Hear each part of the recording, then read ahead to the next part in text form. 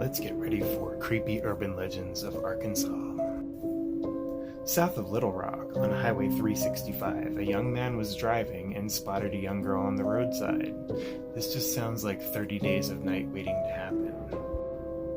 He decided to offer her a ride because it was raining and cold, and he draped his coat over her to help keep her warm. She gave him directions, and he drove her home. Thankfully, this didn't happen in Texas, or we may have another chainsaw massacre on our hands. When they arrived, he left the car and went to her side to let her out, and she had completely disappeared, including with his coat. Confused, which is absolutely reasonable, he went up to the door and knocked. A woman answered, and he explained. Not entirely stunned, she lets him know that that was her daughter who had passed away previously. Him, not believing the entirety of the situation, went to the cemetery and found her grave, where his coat was laid out on top of. Like and follow for more.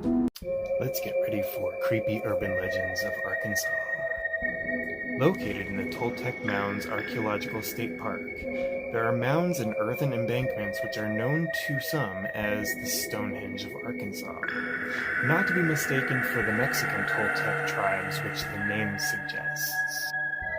The Plum Bayou people built 18 mounds to serve for cultural purposes. The closest I'll ever personally achieve to this cultural marvel is by living out my hobbit life. Some mounds being for religious purposes, and others for government and even burial mounds. Digs at the site of uncovered items that are not traced to any other indigenous tribes. What's weird is the people just disappeared. The place is swimming with paranormal energy, though. Visitors have claimed to see orbs of light, hearing voices, and even seeing apparitions of ancient people. Like and follow for more. Let's get ready for creepy urban legends of Arkansas. Southeast of Drake Field Airport in Fayetteville, there's a mountain where, in the 1930s, it said a man came home to his family after a night of drinking.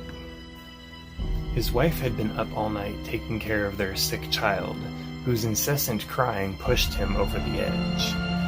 In his rage, he grabbed the child and stumbled outside, and threw them down the well.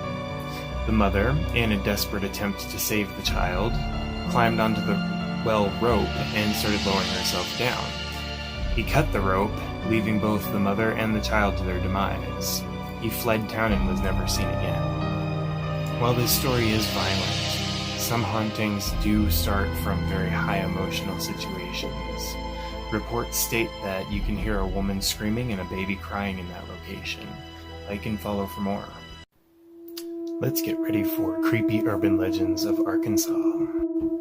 Okay, so I'm a huge fan of spoofing movies, so I give you this added bonus, which has been featured on MST3K. God bless you, half man, half pig. So making headlines in 1971 by terrorizing the home of Bobby and Elizabeth Ford, this ape-like Bigfoot-type creature terrorized the area for a short while in the early 70s, and then the sightings just tapered off. This is entirely Arkansas's answer for Bigfoot, but it does seem a bit strange that the sightings suddenly became less frequent after only a few years. Let me know what you think about the Boggy Creek monster.